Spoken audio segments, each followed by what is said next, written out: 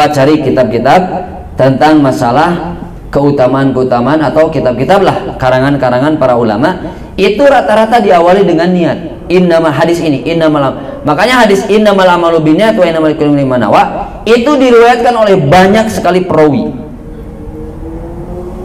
Oke.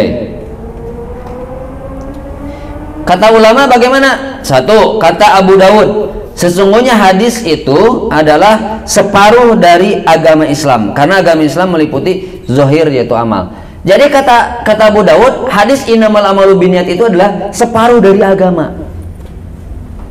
Oke, saya ambil kesimpulannya saja. Dari kesimpulan niat itu bahwa perbaharui dulu niat. Jangan kita mudah melihat orang lain. Orang lain begini, orang lain begitu. Nih, lihat quote-nya. Belum tentu orang lain bahagia dengan posisinya. Kita ingin seperti orang lain, belum tentu orang lain menginginkan seperti dirinya. Karena orang lain melihat kepada kita, kadang-kala orang lain tuh, saya pengen seperti kamu, gitu. Ada di Tasik itu orang kaya ya. Tapi dia itu, mohon maaf ya, dia itu gak bisa apa? Kalau berhubungan itu selalu begini, maaf ya, udah dewasa ya. Jadi gak bisa tegang, gak bisa berhubungan lah, gitu lebih mudahnya itu. Jadi gak bisa berhubungan dengan istrinya. Kenapa? Lemah syahwat atau bahasa ini ya, lemah syahwat. Jadi setiap mau berhubungan itu ya lemah syahwat. Akhirnya gak bisa. Ngobrol sama temannya, sok gantian lah, tukeran. Kamu gantian sama saya, harta saya kasihin sama kamu. Kan gak mau kan, gitu ya. Karena itu sesuatu yang vital di dalam rumah tangga. Tuh kaya sebetulnya, tapi dia ada sisi lain yang dia itu apa? Yang mana dia itu yang tidak bisa merasakan seperti orang lain. Ada satu lagi kejadian, vaginismus. Ini penyakit, vaginismus itu penyakit, mohon maaf, kram di area kewanitaan. Jadi ketika mau berhubungan itu kram, tegang, tidak bisa berhubungan karena nanti pasti sakit. Nah, kalau yang kejadian itu ada dua. Pertama, ada yang trauma akibat pasca melahirkan karena sakit, jadi dia takut punya anak lagi karena sakitnya melahirkan. Terus kemudian sakitnya luar biasa. Yang kedua, karena ada bayangan-bayangan. Yang saya tangani itu penyebabnya diantaranya adalah karena alasan yang kedua, yaitu dia ada bayangan rasa takut. Jadi rasa takut ketika entah dari mana informasinya, mungkin dari informasi dari luar ya. Nah itu mental block itu informasi dari luar. Berhubungan tuh gini loh, gini. Padahal dia belum pernah merasakan. Akhirnya kata ibunya itu, Ustaz, anak saya itu mungkin masih virgin. Padahal udah setahun, Desember 2021 menikah. Sekarang Desember 2022. Nah suaminya mungkin manyunnya nggak tahu manyun kenapa ya. Ini udah pada nikah belum? Belum ya, lagi OTW atas. Makanya mohon maaf, penting ilmu tentang masalah pernikahan itu. Kenapa? Karena di rumah tangga itu, maaf, hubungan di atas ranjang itu, ini kan ini ya kita berbicara masalah kedewasaan. Karena hubungan kadang-kala yang membuat masalah di keluarga itu adalah hubungan di atas ranjang. Ya, meskipun nanti di kursi atau di mana lah, pokoknya mah tentang hal itulah. Tolong dibayangkan nggak adanya. Neng, Agista, jangan dibayangkan. Ini makannya deket nih ini ya. Ngarep. Ya, masalah yang seperti itu nanti hal-hal yang sangat vital. Jadi harus ada, bahkan kitabnya khusus.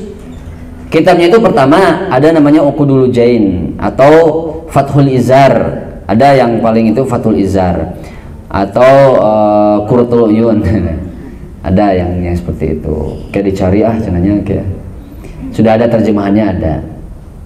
Itu penting. Laki-laki perempuan ada, dan Rasul mengajarkan bagaimana hal semacam itu terjadi, bagaimana hal semacam itu dipelajari. Kenapa?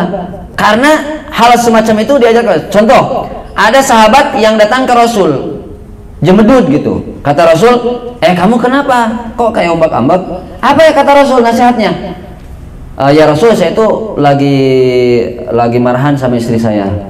Kata Rasul, bagaimana? Irji, pulang kembali ke rumah, sok langsung, istilah bahasa kita mah gabruk ya, atau langsung berhubungan atau inilah dengan istri kamu.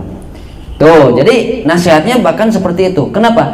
Karena hal semacam itu bahkan ibadah, ya ibadah yang luar biasa. Jadi harus paham, terutama bagi laki-laki, ya harus paham. Tapi jangan lihat tutorialnya dalam bentuk video, jangan. Tutorial ini gimana? Oh itu gak boleh, jangan ya.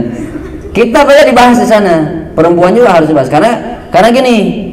Nah, jadi karena nukitunya. Nah sedikit lah ini penting soalnya. Sebab edukasi perempuan itu kan malu-malu ya, malu-malu. Sok di keluarga yang ini yang sudah nikah nih, yang banyak noel itu perempuannya atau laki-lakinya? Kan laki-laki yang ditoelanya. Kenapa curhat mah ya? Gila, tong dibabu kok tuh. Laki-laki noel. Jadi ini mah noelan. Awat mah jarang, kecuali memang tinggi syahwatnya. Tapi memang laki-laki diberikan oleh Allah hormon seksualnya lebih tinggi. Makanya kenapa di Al-Quran disebutkan masna wa sulasa wa ruba, poligami, syariat poligami, karena syahwat laki-laki atau hormon seksual laki-laki itu lebih kuat daripada perempuan. Jadi oleh Allah diberikanlah itu poligami. Sebetulnya itu kan solusi gitu. Nah enggak, ini lamun soleh lalakina setarap ustad makan bisa wae soleh. Ini bisa wae ngaduka kali itu nama bisi gitu. Bukan buka pendaftaran enggak ya, tapi kalau ada yang mau daftar boleh. Ustad yang lain itu kan syariat Islam kan, sunnah itu. Maksudnya begini, jadi dari sana itu artinya syahwat laki-laki itu lebih kuat ya, lebih tinggi. Tapi kalau tidak dibarengi dengan ilmu itu bahaya. Nih ini ilmu dulu. Dalam ilmu berhubungan itu kan ada namanya, mohon maaf ya, pemanasan dulu supaya awat itu tidak ini supaya ada semangat pengen nikah ya, segera nikah. Karena ada yang laki-laki itu tidak paham ya ke perempuan, akhirnya main langsung saja.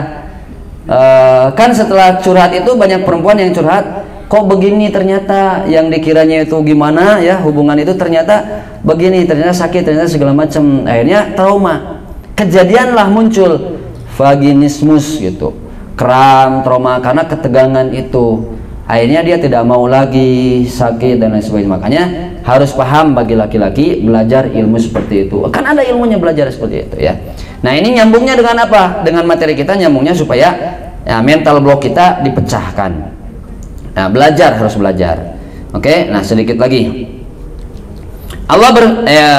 Rasul dalam hadis Muslim kata Rasul, innallaha la yanzuru ila ajsadikum wala ila suwarikum walakin yanzuru ila qulubikum. Allah tidak melihat kepada jasad kita, tinggi, pendek, besar, kurus, bagus, ganteng atau segala macam.